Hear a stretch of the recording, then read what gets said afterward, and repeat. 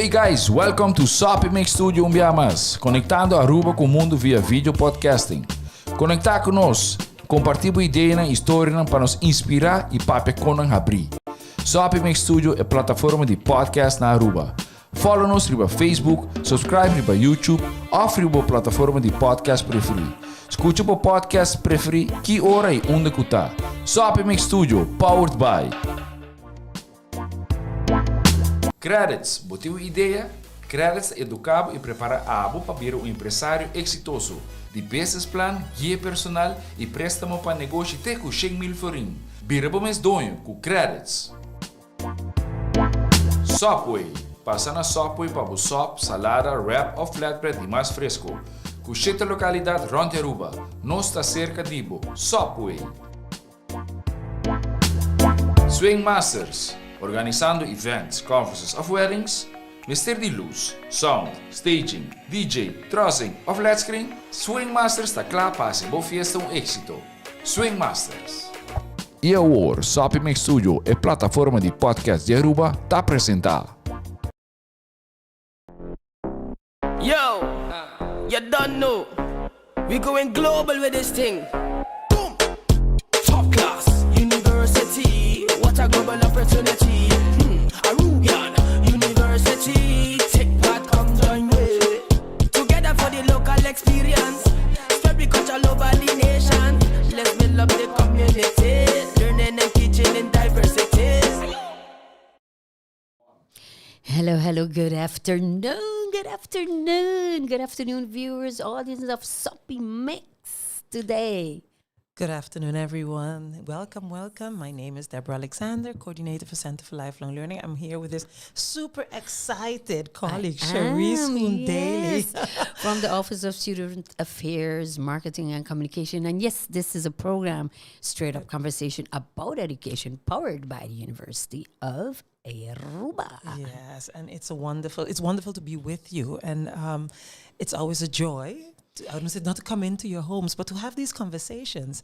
Yes, and I noticed the minute you come into the studio and you sit with your audience, you're like, this is going to be such a great and program. shout out to Soppy Mix Studio as well, because I mean, when you get in here, there's this like really cool vibes, and the intention is that we're going to have a conversation. Yes, because it's straight up conversation today is about education, and I'm excited because it's about higher education. And it is also because we have powerhouses of women who are representing the university very well, and they are making a difference. So let's welcome our guest. Yes, with no further ado, would you start, please? Yeah, and they are both deans at the university. This is the first year, actually, that we have an all-female management of the UA. Krachtig, Women, powerful. But we work in teams, so we embrace everyone's. But this is very much the first time in history.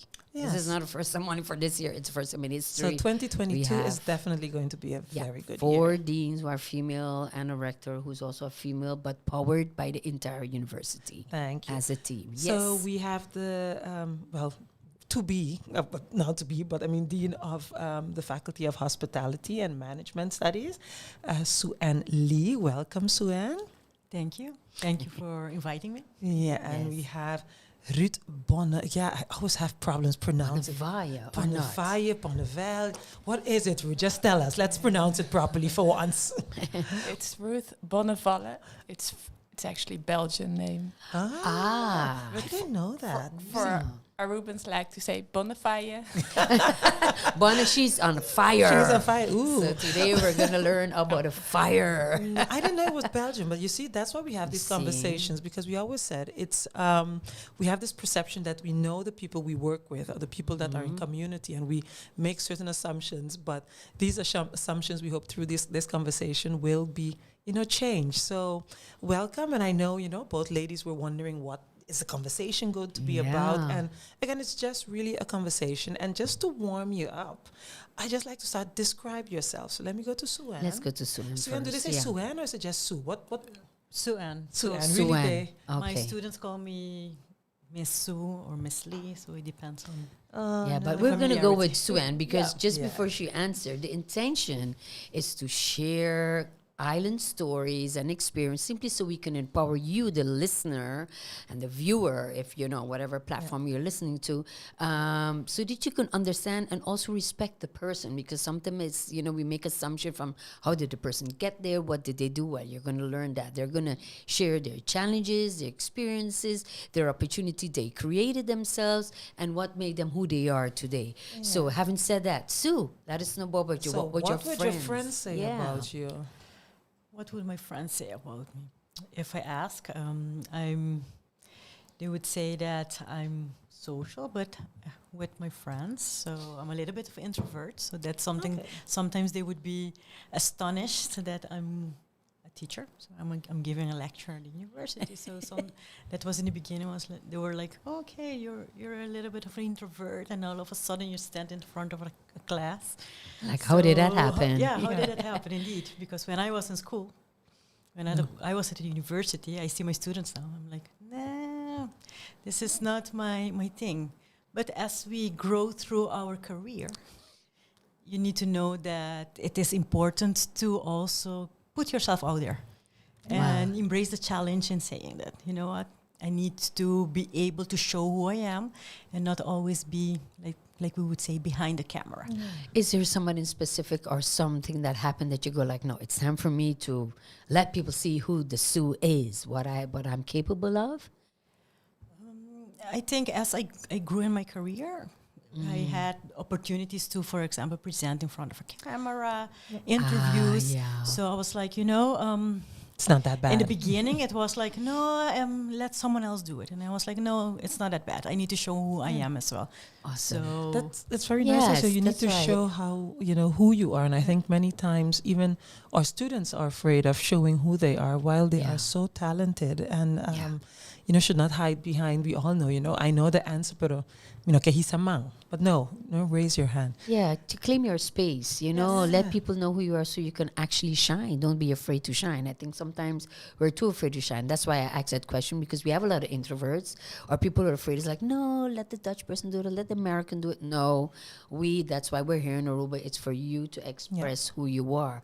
So, and before we go in a little bit on your educational trajectory, do you think you can tell us something nobody knows about you? Or something that you would want to share? it's something that no one knows. Not your bank pass. No. But for sure, no. But Do you like to cook? Are you good at singing? No, my passion, I love reading. Okay. So I always keep telling myself that I'm going to write a book. So I'm not there yet. Oh, So wow. now I have a 4-year-old, and she asks me, I tell her stories, and she's like, write us a book. Oh, So you're... I'm like, okay, she's recognizing that in me or something. So it's quite interesting. And may I ask how many books you read? Is it a week? Is it a month? Do you have a goal like some people say? No, I don't have a goal. I read when I can. So when we are on a low Down break, on a break with university, because we do have a lot of reading to do in projects and reports. So during that time, I do listen to audibles. Okay. Early in the morning, because I work out a few times a week, Awesome. 5 to 6 in the morning. So that would be my downtime. Yeah. So Yeah. I in the car, so on the way to the gym or on the way to work, and doing cardio workouts as well. So I do read audibles. So you said that's the thing, you read I listen to audibles. Is it reading? Is it not? But I mean, before we go to Sue and the trajectory, I think it's also because someone who knows a lot about reading is Ruth. Ruth, I think you have learned what speed reading is from your profession, where we will go into. But I think just for people to get an idea as well, because we know Suyan is an introvert. What? Tell us a bit about... Sorry, yeah, she explained why she's not. She was. And she's a kind of a poet as well. As a poet. Tell us a bit about yourself. How would you describe yourself? And or what would your friends say about you that we as your colleagues don't know? Well, thank you, Deborah, for that question. Well, what I would most of all, in particular in this setting, I would say that I'm a dedicated person, dedicated to my work, dedicated to my kids, dedicated to getting a lot of things done. Well, at least that's what I always hope, and I've always been a very active person. Yeah, she not is. Only loves the sun. Loves the sun. I actually never sunbathe, but since But you enjoy the warmth I of the sun. enjoy nature from Yes. Aruba a lot. I love Yes. the You like the hikes? the countryside in Yeah. particular is also where we Mundi. live. It's in the Mundi with a Yeah. lot of dangerous animals. I have seen all snakes around in the garden.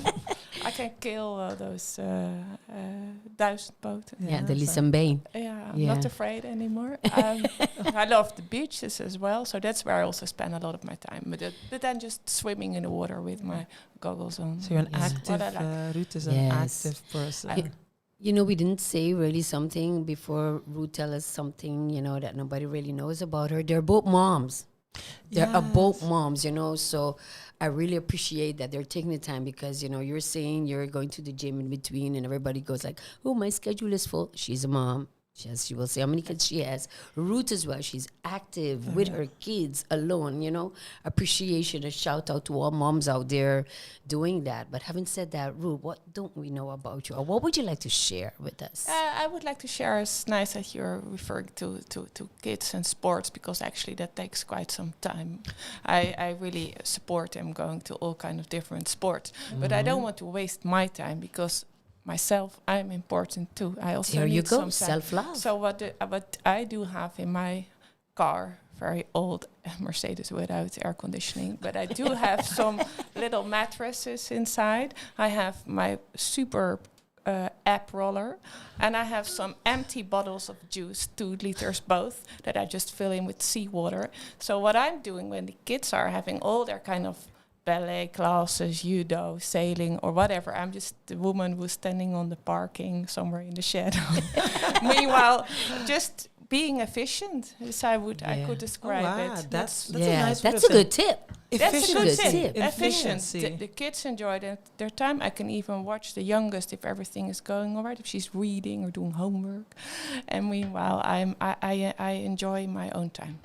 Wow. Yeah, this is good. I remember when my son was younger, that's what, when he's swimming, I used to go walking. And you kind of combine it because you have to. But then it's also a bit of fitting in your downtime, which is so important. Like you said, self-love matters. Yeah. We talked about it in one of the other episodes. And it's very important to hear you say that because you both almost have 4 kids and you're active. You have a enormous responsibility at university. You both are deans of very prestigious bachelor programs and master programs. So that is not easy. That's not easy. And Yeah. to understand that not easiness of how you got there, we'd like to touch into your educational Yes. trajectory because that's the whole program. The idea of this program is to talk about education, and there's no right or wrong way to go through the educational. How can you call Your it? educational trajectory, your Trajectory, life, but whatever Of life system, puts out you there. can say it's a system as well, but which you create. which you Yeah. create, and ideas to inspire other people, and I'm sure we all can learn from each other. So I'll start with you, Sue, and just briefly, where did you go to school to end up to where you are now as Dean of Faculty of Hospitality, FHTMS? Yes, born and raised here in Aruba. So I finished colegio, VWO at 17.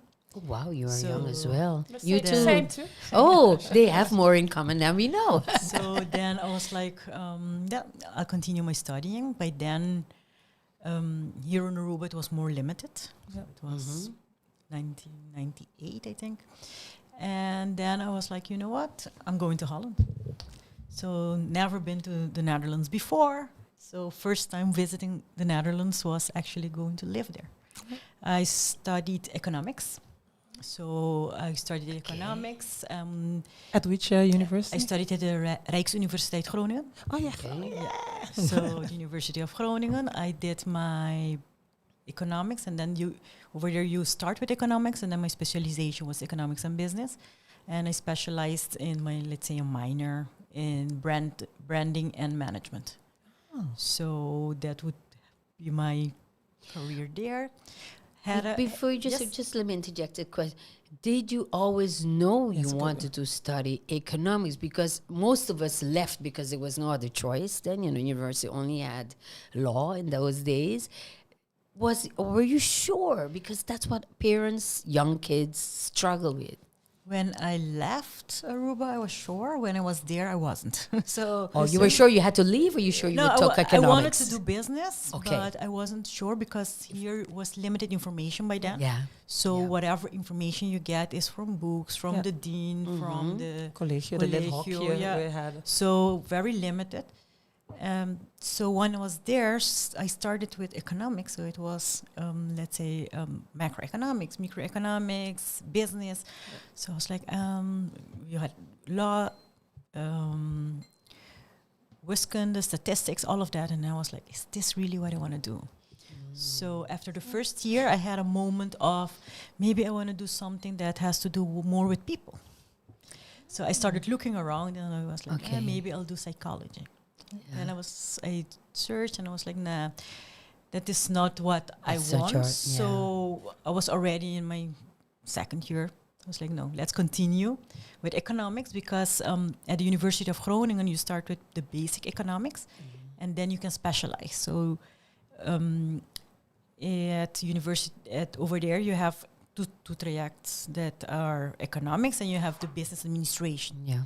So when I started economics, I thought I should have chosen business administration because then I would be straight into business administration. But once I got to gather more information, I was like, no, you know what? Let's continue with economics. I'm already in that study.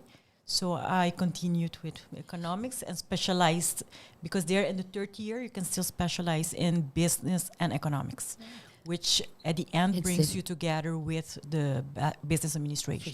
But just ask, because you said, first then you thought psychology, you said, now, did you have a conversation with your dean, with your friends of what is it that, led that you go like, no, let me finish this off? Because I think most of students, all of us have that moment from, is this really it? Yeah, the basic courses for economics were more of a dry course, so really economics, macroeconomics. So I was like, I don't have that feeling. But then after talking to the advisor there, they were like, remember that once you are in your, let's say your second half or your second year, you start choosing your path. So then you can go either economics completely, which is in Dutch, algemene economie, or you can go business. So in business meaning finance, HR, marketing, management in general. So I was like, okay, then once you pass those courses, they're done. So it was like, okay, no, those courses, I had psychology in my second year, which is consumer behavior actually in marketing. So I was like, that is something I like. And then we had management. I was like, yeah, this is also something I like. So it was an automatic path in saying that you are working with people. So the economics part was more of models and...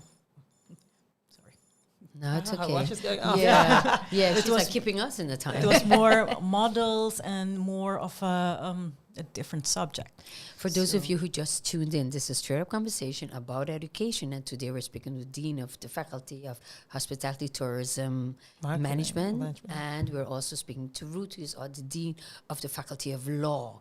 So remember that University of Aruba creates a platform where we can share ideas, listen to island stories to empower each other, but also learn new trends and new things that are happening here on our island. Which we will touch base on after. Yes. So then after you finish it, and then now economics to teaching, because we want to also hear what the trajectory a bit about Ruth. How did that happen?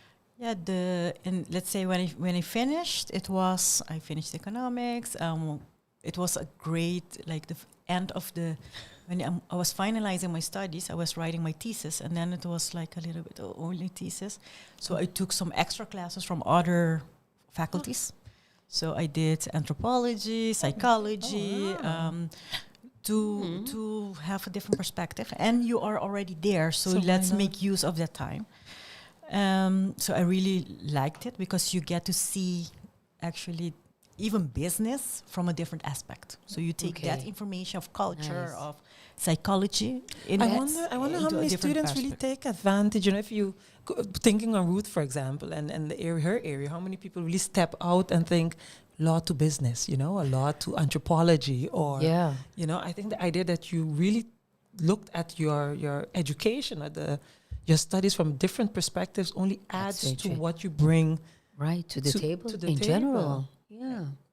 So Ruth has a question. Go right ahead. It's a Just conversation. jump right in. No, I think Sue and myself, we have very much in common. Yes. We still haven't had a opportunity to just sit See? and have You a see, conversation. That's so funny. We only know each other from shaking hands, but now it seems like we both have some similar Similarities. Okay. Similarities. So tell us a bit about your trajectory. well, the same. Just straight A girl, I would say. Finished gymnasium at 17. And I was very much into languages. I loved the French, German, Greek, Latin, English, chose some Russian. So I was thinking about Russian studies. Well, I went to this open day at Leiden University. No one was ever going to Leiden in the place where I came from. But I had made my choice. I thought, well, that's going to be nice. And I just want to ask, where would you say when you say where you came from? Where did you come from? That's Wageningen in the middle of the Netherlands. My parents living in the forest, and my school was a bit 10 kilometers away. So it was. That's why because your cycling a connection lot. with nature. Yeah, but you know why I ask it for us? Because many times, I mean, even when I went to study, sometimes we make choices where it's far from our environment, or the people who are around us are like, why would you do that, or why would you go there?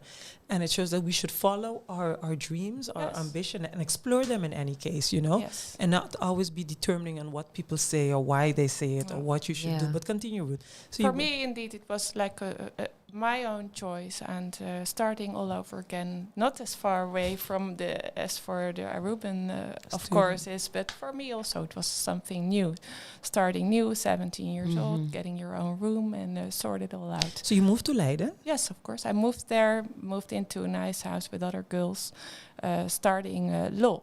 Well, 1 year.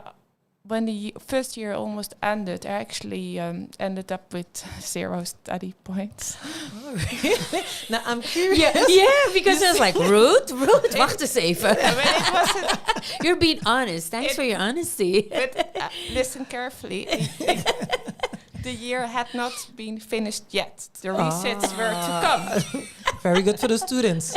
You can do nothing the whole year. The resits were to come. Well, I had been extremely busy with rowing. Every morning before 7, I was in this four women's boat. And the whole schedule was actually planned around the rowing club. So then I started the classes at 9 o'clock, and I think I was not really taking much notice of it.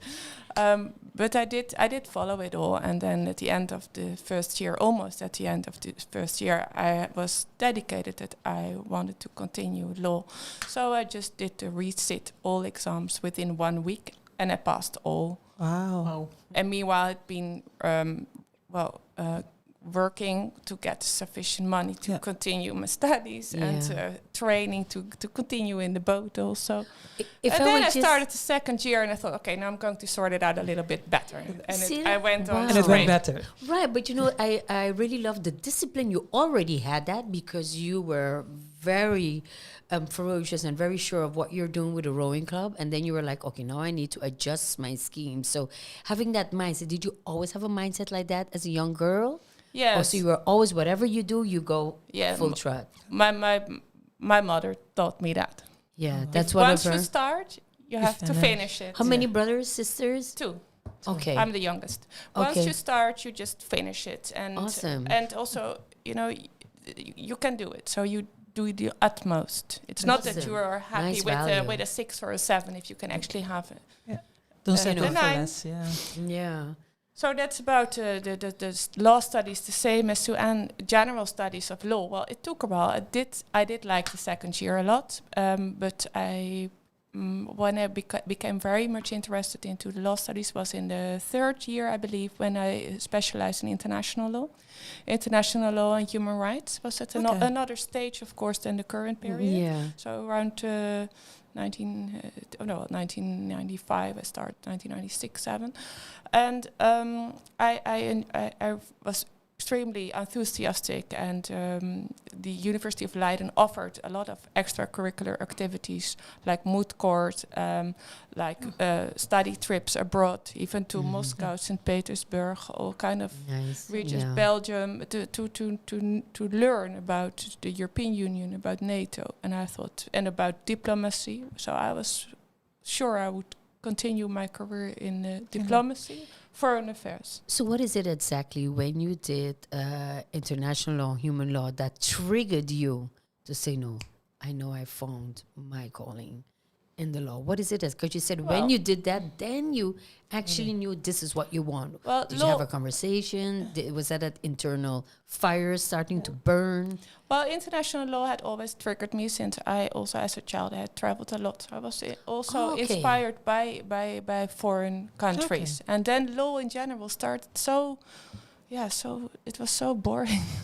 I didn't like it in the beginning. So those students remember just to look at the end. Keep the light in mind. It may not understand it now. Yeah. Some people like tax law. Some people like private law. And even now I can appreciate those courses. But then I was more interested into international law and human rights. So that's what was my enthusiasm. That's when I continued straight into that path. During the end of my studies, I went for an internship in Africa to Rwanda. It was 5 years after the end of the genocide. And I became a legal intern at the United Nations International Criminal Tribunal for Rwanda for half a year. And I joined the investigation mission, and I was a member of the drafting team for one of the major judgments in genocide cases. I'm going to ask you something personal. That was a very, very, very rough and very unbalanced time in Rwanda. What is it that you take as a person that you learned right after genocide? Because it was difficult. It was difficult for everybody, no matter what side you were on. I had learned a lot before during my studies, and I'd read a lot before, but when you are there, you can feel the fear and the sadness and the horror everywhere. Wow. Yeah. And you get nightmares, and that's How did you very keep scary. strong? How did you keep strong? Because, when we see all these volunteers, I mean, right now, unfortunately, we're in the era of war again. But how do you keep strong? What do you tell them? Because that's what's happening right now, too. We can see. Well, I must say, of course, that I most of the time I was within the tribunal, which is in the next neighboring country in Tanzania, and that's a very peaceful, beautiful country, surrounded by beautiful nature. You can do wildlife tours, etc. And I was part of a very enthusiastic team of young lawyers and young judges, So very committed to this new area of international law with very high expectations. So if you would see this from this angle now, where we in now, or war going on, it was a completely different era. People were very optimistic. Oh, wow. And so you did that, and then you came back to the Netherlands, and then you worked some years. Yeah, that was some of change again, back to Leiden. So I immediately moved. I was not so interested into the student life anymore. I moved to Amsterdam. I gained a scholarship to prepare a PhD proposal, also on international criminal law. In the meantime, I was a legal assistant as a law clerk at the district court in Amsterdam. And I finished my studies and almost continued at the University of Amsterdam with my PhD research. Oh, very nice. And since how many years are you now here, Ruth? Because it seems like forever. But I know it's not forever. No. What So brought you just here? to make it very short, I had my PhD in international criminal law, and I continued for, altogether maybe 10 years within the judiciary, Supreme Court most of the time. Oh, wow. I didn't know that. Okay. You see, that's why, Ruth, we have these conversations, because it's, I think, also for your students, I mean, who we hope are listening in, and we ask that, they send a shout out to their decan. They have now a different idea of your trajectory, and it makes them see, hey, she also might not have been perfect, because sometimes we have this illusion that, in education you need to be perfect. And I'm sure you see it with your students, they want everything to go perfect as can be, and they stress, but you will get there eventually. It's your perseverance and your discipline that, that really got you there. And I think that's one of the things we should keep on reminding our students, but also fostering in them that discipline. I think sports plays an important role as well in creating that discipline. Yeah, sports, arts. Did you play sports, or did you do anything while you were studying? Before we go on to... While I was in the Netherlands, I was studying. I was working a side job just to gather some money to travel. To travel. Yes. And then after you finished Suen, what did you do after? After I finished, I had the choice to go back and work. So I was like, maybe I can stay there. But in Groningen, there was not really, at that time, no vacancies. So it was like moving into Different. Randstad, Amsterdam, or come back. So then I was like, you know what? It's time to come back. So after, I think it was 7 to 8 years. So I was like, no, it's time to come back. So I came back, searching for a job. No real experience. So I still see that with students now, that they say you don't have an experience. You are highly educated without experience. So it took me a while to explore what was out here as well, because I went to study. You don't know what will be next. After a while, after I think 3 months, I got hired at Deloitte. My study was business, so they were like, okay, you can do auditing. I was like, that's not really what I want to do. I would rather do consulting. So I got the opportunity to do consulting, and I walked the first year with them in auditing. Okay. But I learned a lot. So I have to say, auditing, I learned a lot. It's real accounting. I did the end of year closing. We did the mid-year reviews. But after a year, I was like, I had 2 cycles of end of year. I was like, no, thank you very much. It was nice, but I had some small projects in consultancy, but I want something more, I would still say it, creative. So I was looking for someone. Back then they were looking for an assistant to the CEO. I was like, yeah, sure, why not? Let's try. So I applied, and then you got it again, no experience. Just a quick question, yes? but I want you to continue. What would you tell the businesses? Because all students up to this day, you Not and I only faced it, businesses, both but yes, Deborah, work, everybody goes like, you don't have work experience, you're highly educated. What would you like to tell them that you think they can do differently? Because we all have to start somewhere. Yes, I think sometimes they think the work experience comes with the monetary component, the monetary reward.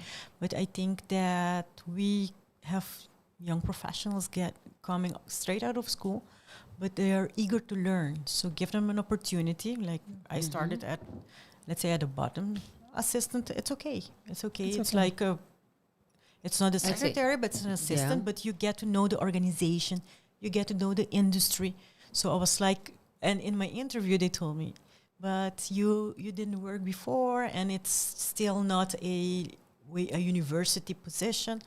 I was like, if you give me the opportunity, then I'll work through it, and then we will see where I can go. Yeah. Do you see that also with the law students, that they're often not given an opportunity? And what would you say before we go back to you, Sue? I would not. I come back to your question, Deborah, in just a second. But I completely agree with you. Sometimes you can even start at a function which is maybe below your level. You would say, like for instance, after I got my PhD degree, and I was an assistant to the examining magistrate within the district court, The Hague, meaning that I had these 2 titles, but I was an assistant to the judge, and. Well, that is sometimes, you have to be aware that you're just the assistant. But in the meantime, you can also, if you're smart and bright and you have these ideas, that gives you a chance to gain experience and to know what it's all about. And they will see it quickly enough. Then they will see, okay, that's the assistant. And very soon she's the associate, or she's the... So you're also saying not only to the business or whatever work field, but also students, sometimes you need to step one back introvert, to introvert to extrovert. Yeah, but also step one back and don't go like, this is my degree, I should have this position. You and can learn and experience. And you will gain that experience. That's what I also teach my students. You will gain this experience, for instance, as a clerk at the district court, at the gerecht, during your studies. It's not that difficult, but you get an idea of the organization, and it gives you an idea whether or not you will like a job like that in future. And I really stimulate them. Take a side job, even if you're only taking the phone at a lawyer's firm. It's important. I just want to say, because we're talking about this, and I hope for everyone listening in that they visit our website, www.ua.aw, and really look at all the programs that they are, and to delve in and think what fits with you, and approach as faculties, because the inschrijving periode, Cherise, when does it start officially? It starts on May 15th, and it's all online. It's all all online, so everybody. But just now, coming up, we're going to have some other programs starting up, But I want to go back. Sorry, I have to disturb. I want to go back to Sue. Just finish off your story, because I didn't actually. You went to you became the CEO. Yeah, you went into. I became the assistant to the CEO at AHATA, the Aruba Hotel and Tourism Same Association. thing. And after a few months, I was doing my job, efficient, effective. So he was like, you know what? We can use you in another position if you want to do both. Yeah. Then you enter marketing, so which was my background. So I took it with both hands. Of course, I want to learn about that. Yeah. I got a mentor there. Then she was the director. I became the marketing manager. So doing the marketing for the organizations, for the hotels, representing them together with ATA. I did the Latin America and the European market, and my boss, she did the market of the US, which was the bigger market, but still opportunity to learn. So I was really, really happy. Coveted job, I guess many would say. Yes, and I'm still when I think about that time, I'm like, they gave me the opportunity, and I learned so much of the industry. And tourism is a professional industry, so marketing, business, they work very professionally. Working with hotels, they have their schemes and everything. So it was a super great experience, I have to say. Oh, wow. I know the time is I was just going to say, for those of you tuned in, this is Straight Up Conversation about education, and today we are here with the Dean of Faculty of Hospitality, Tourism Management, Sue Ann, and also with the Dean of Law, Ruth Bonafaya. I said it right. And we talked a bit about their background. We got some surprising information. I think they learned a bit of each other as well. But higher education, we had the pandemic. A lot has changed. We went online. We are seeing that there's a complete change in higher education. So let's take a look at what is happening in both fields, and then we'll go back to see what the changes are on a global level and see how that is impacting Aruba. Ruth, would you like to start? And what changes have you made after the pandemic? Because everybody had to go online. Everybody had to learn to teach differently because it's different. So how has that impacted the law faculty? Yeah, thank you. That's a very good question. I remember very well 15th of March 2020. Also, my courses had to start, and you would just set up quickly these Zoom online sessions. You had to get used to it as a teacher, and students had to get used to it. So in the beginning, I would say it was not that successful. But now, in this since the start of this new academic year, I think we found a sort of hybrid way, which works out well. We have 8 permanent staff members at the Faculty of Law, but about more than 25 guest lecturers, most of them in the Netherlands. And we want them to come to Aruba, of course, to teach, but they cannot come for 7 weeks, and our block contains of 7 weeks. So what we do nowadays is asking them to come over to Aruba, for instance, for 2 weeks, and the other 5 weeks they teach online. Great. So they big change. Yeah, they get to know the students, and they get to know Aruba, or most of them already knew Aruba. So then there's this live connection between the teacher and the student. But the other 5 weeks, it's going well online with different methods. But I also think it's an opportunity that you're making it able for even more partnerships with other people, as you say, also, because you approach other universities. It could be a guest lecture in an already guest lecture. We are thinking about more free elective, for instance, with the University of Curaçao. Awesome, good collaboration. Because it's on my tongue to ask. So, can people in St. Martin or wherever they are living, apply to the University of Aruba for the Faculty of Law, or do they have to be physically here? Well, it's a that's dangerous a question I know. leave over for OSAP. Cherise, you know that. Your department. But I want to. If everybody can be online, that's fine. But I must admit, yesterday we had a great meeting with our teachers, guest lecturers for for the profile tax law, and they've actually created a whole program specifically for Caribbean tax law. So that's interesting for Oh wow, this Curaçao, is like for real good Sint news. Maarten. Well, it Awesome. already exists, but now we are thinking of ways to reach out Okay. to more students, enabling them to participate, and vice versa, our students to participate in their program. That I know you is- can count on electives. the Center for Lifelong Learning to Yes. assist you in Oh, that. that's if great to needed, hear, Deborah. That's So great. do you see all this collaboration happening right now? For those of you who just tuned in, this is also new and hot for the university. So the university are moving places. Before I come back to you, because I really want to know how that is going, what the experience of teachers and the students are. But Sue, how is it going with FHMS? Because everybody had to go online too, and for everybody it was a challenge. For us as 2 years well. further, yeah. It's the Yeah. same as Ruth. You got an email on the 15th of March saying everything is closed. Everyone is at home. So it was like, okay, what next? So on that Friday, my classes need to continue because we start in January and then we finish by the end of April. So it's 16 weeks. And we had projects and classes. So I'm like, we cannot delay because it will delay the course. So during the weekend, looking at Google Meet, Zoom, and all of those platforms, so we started sending an email on Sunday evening saying that regular classes continue on Zoom. We'll try it out and see how it is.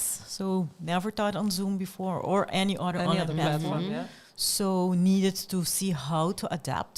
Okay. We made it happen. It was like an emergency plan. So talking to the colleagues, our colleagues saying, okay, what platform are you using? Okay, I will be using Zoom. Do you need to pay and everything? Yeah. So we became like logistic operators and lecturers. We all at the became same Yes. time. Yeah. Yes, So and that's a skill set you have now that you will always have with you. Because you also have partners that you work with. University of South Carolina is one of Yes, them that we yes. know. You continued like that as well, as Ruth said, in the Yes. Netherlands and, Yes. and with them. yes, we continued like that. We do have their collaboration for the MBA program. So at this moment or last year, they were doing face-to-face and online. So even for the students that wanted to come in, they could sit in. Others are online, and they had also asynchronous, only online courses whenever Okay. at their own time in those 8 weeks. So I'm going to be asking you too. So coming up, new academic year, we're going to be, everybody just make sure you stay informed because we were having lots of changes at University of Aruba, and we have Change all is new massive programs. But people who are abroad, will they be able to tap into the MBA program coming up soon? The MBA, it will be it will not be a hybrid. There will be courses face-to-face. We'll have online courses, and we will have asynchronous. But it depends on the lecturer as well. So it's not an online MBA. It's actually a face-to-face MBA. And that's also something that we as a faculty learned due to During the pandemic. You can have courses online, but like we have 6 courses per semester. So basically from Monday to Thursday, they have 9 to 1. So we saw from our students as well that they got tired. They got tired to sit behind that camera. So in the beginning, it was, or during even the session, turn your camera on. So I don't speak to black screens. You know. While they're busy was- cooking. It was a Yeah. learning curve for us. But we saw as well that the students were also, especially later on, they thought at the beginning, oh, nice, everything. But then for their own self-discipline, they wanted to come back. So we were happy to have them back because some of them can be 19, 20, 21. So by sitting at home, they got demotivated. Yeah. It was a long time. So But I also think that the pandemic really gave, as you said, the discipline. It taught a lot of us discipline because we've always talked before the pandemic on thuiswerken, flexible working. In other countries it seemed quite normal. And for us in Aruba, it was like, years and years away. And now it's so close by. I think it really pushed us and accelerated us into prepare our students maybe a bit even better for when they take that next step in whichever. I think because you see it even with stagiaires, we require a certain independence from them when they reach at us, but they're not given that independence throughout. they've not been taught. They've not been taught. So now I think that I see the lifelong, the learning curve for our students or for ourselves has the pandemic really created that change within higher education and other educational areas as well. And as you know, I always really ask these questions. Ruth, I'm going to go back to you because as we were preparing for this topic and we look at higher education, but you also see that people are also going. There is a discussion right now on skill-based learning. So besides the traditional degree, skill-based learning, and in skill-based learning, actually, what you do is that you have different certificates. The same thing as you are now going to do with the tax law. But then, people are wondering if they would add up these certificates, it will have or allow them to enter the workforce quickly and enable career progression and opportunities much faster. However, if you just look, it's not something that's happening right now because it's not as easy done as said, because there's a lot of organization, make sure everything is well calibrated, etc. But what are your thoughts on that? Because to go more to certificates, instead of the traditional, you have to do your bachelor programs, you have to go to degree. So this is just, remember, the University of Aruba is offering this platform for us to explore and look at different things. So what's your opinion on that? That's a very good question. Also a topic that was part of our meeting we had yesterday with the tax law team. Well, if you are listener and you are 18, 19 years old, finishing VWO or HAVO, I would really recommend doing a bachelor in law and followed by a master in law, getting perhaps a master abroad or in Aruba. That's the opportunity, and I would absolutely recommend an exchange period to Europe somewhere. So that's for those youngsters just finishing secondary school. But however, if you are working, for instance, at a law firm as an associate, not as a lawyer, but you're a supporting staff, but you have some education and you don't have higher education yet, I could recommend you also to see if you could get some certificates within the Faculty of Law.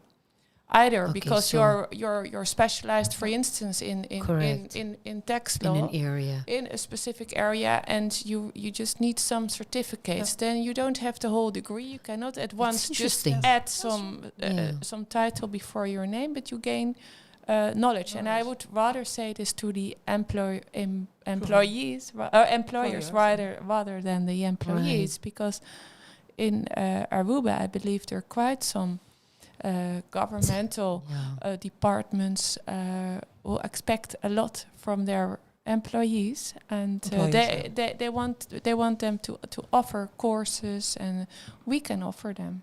Yes, and it's an investment. It's investment on both sides. It's continuous education as well. But as you said, the employee wants something, but the employee also wants to. Yeah, and time is limited because most of them have kids, family, financial obligation. Then this is a way to move forward, because that's what's happening all over. So those of you who are listening, remember, this is a conversation, but if you have questions, you can send an email to cll@ua.aw, just to keep it short, because we have many other emails. But then you can just pose the question, and then we can always come back and connect you to the Faculty of Law or to the Faculty of FCMS. So having said that, Sue, what are your opinions on going on to a certificate program? Because I see the different hotel sectors that we're so fortunate, especially university, to work with.